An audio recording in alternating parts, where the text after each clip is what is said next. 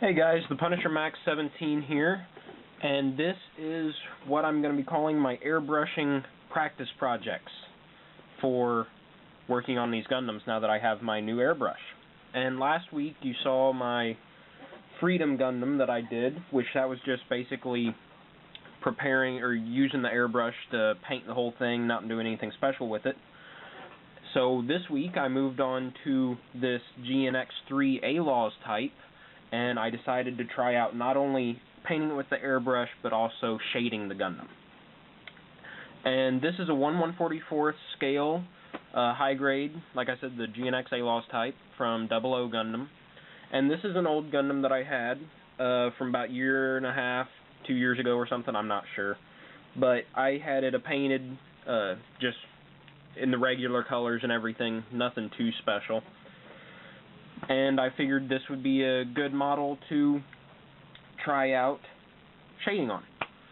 A lot of big pieces and stuff, so I figured being a beginner at it might not be too bad, might be one of the easier ones to try it out on. And this right here is the finished product. Here, I'll get it in frame. There, you can see it. And I really like how this turned out. I guess first off, I'll just talk a little bit about the kit itself for any of you guys who don't know. I absolutely love the design of the kit, the make of the kit. It's great. It's one of those that I'm really glad that Bandai gave it the MG treatment a few years back, and I would like to get the MG of it, but I don't currently have the money to get it actually. But I'd like to get it someday. But it's a really nice looking kit. And the kit is engineered really well. I mean, the parts work together well. It's all done very nicely, I think.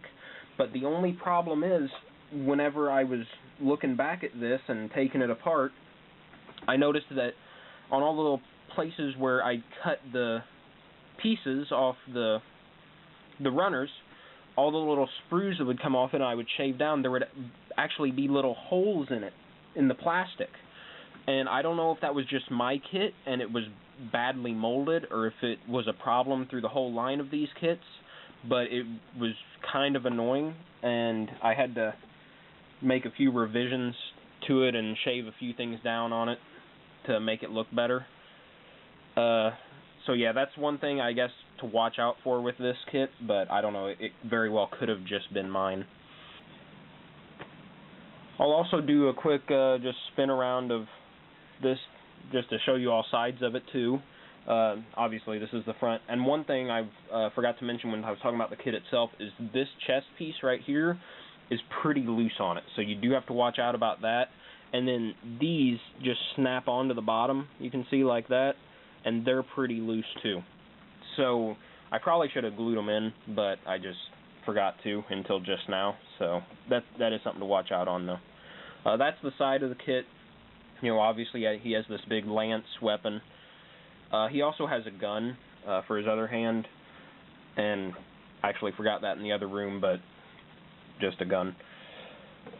There's the back of it. I like the design of the back of it actually. I think it's a cool looking back design. And here's the other side, and you can see his shield right there.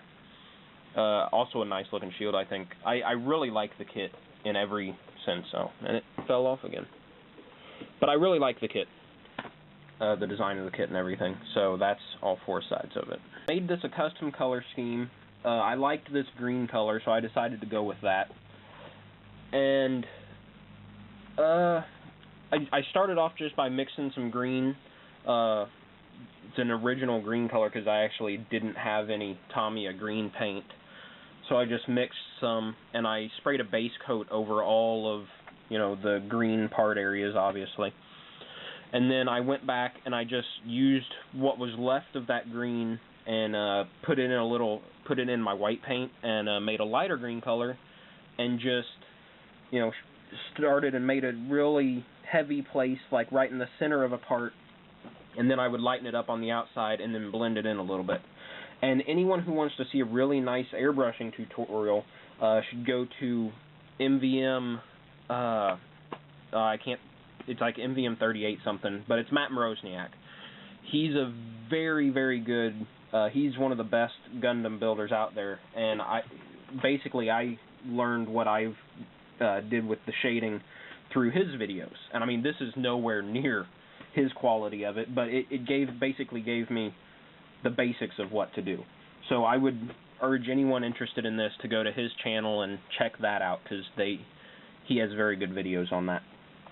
But I mean, the shading I did on this wasn't perfect by any means, you know, because a lot of it you can't even really tell is shaded a whole lot.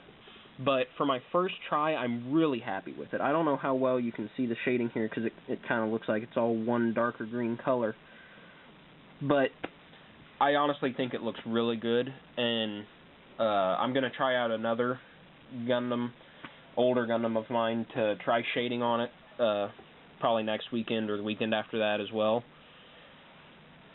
just to try to get even better at it. I mean, because I am going to end up airbrushing the armor parts on my perfect grade Strike Rouge, so I want to get in a lot of practice with these kits before I move on to that, because I want that to look really nice. But yeah, I mean, I'm happy with this. I went and also airbrushed the gray joint parts, like with the knees, the arm parts right there and stuff, the main chest area. I airbrushed all those with a darker gray and then highlighted it or shaded it with a lighter gray as well, although those you couldn't see as well. You couldn't really tell the shading much. It all just turned into kind of a lighter gray color. And I was going to try shading the white armor parts, just kind of going over it with a real light gray and then going over all of that with white. But whenever I went to do that, I actually realized I was completely out of white Tamiya paint, and the nearest hobby shop to my house is about an hour and a half away to get that, and I figured, you know what, I'll just put it together like this, and if I decide I want to do it better sometime else, then I'll just redo the white parts on this, but I think it looks fine as it is. So yeah, I mean, it turned out pretty nicely, I think. The next big thing I want to try to start doing, my next practice project, as I'm calling it, will probably be seam line removal, and I gotta get some cement for that. I know I've heard Testor's cement works pretty well, but whenever I eventually go to the hobby shop, I'm probably just going to get some Tamiya cement, because, I don't know, I like Tamiya better, I guess. But yeah, I mean, I guess that's about it.